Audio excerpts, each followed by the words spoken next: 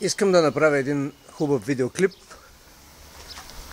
от един урбанизацион, както се наричат тук местата, където, както каза, хората, които имат пари, си купуват хубави къщички.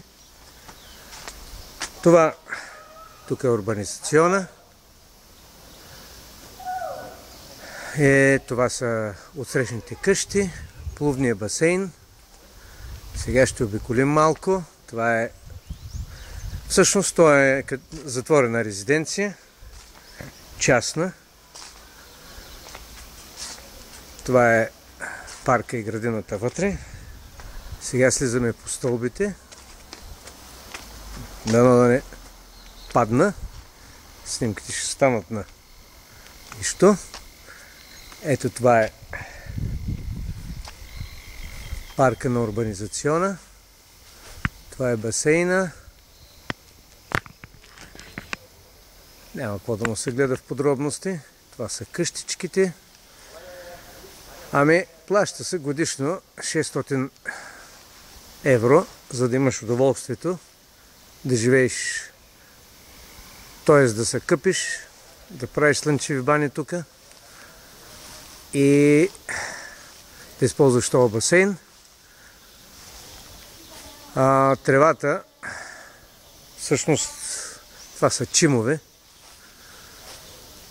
Малко неприятно, като вървиш, все едно, че вървиш по гума. Това са тук маслинови дръвчета, естествено декоративни.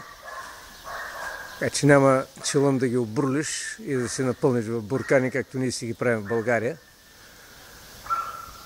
Дърветата, всичко се поддържа много добре. Както казах, за това удоволствие да имаш поддържан парк и басейн, се плаща 600 евро годишно. Всъщност не е чак толкова много. Това са по 50 евро месечно, горе-долу. Ако имаш добра работа, това е един добър надник.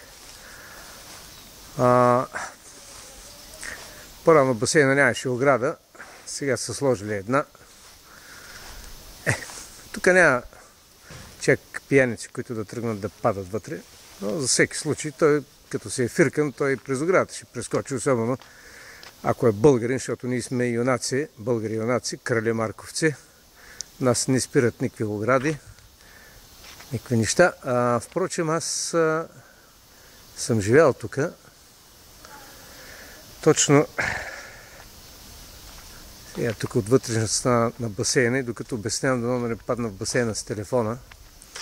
Всъщност, точно тук живеех аз преди 4 години.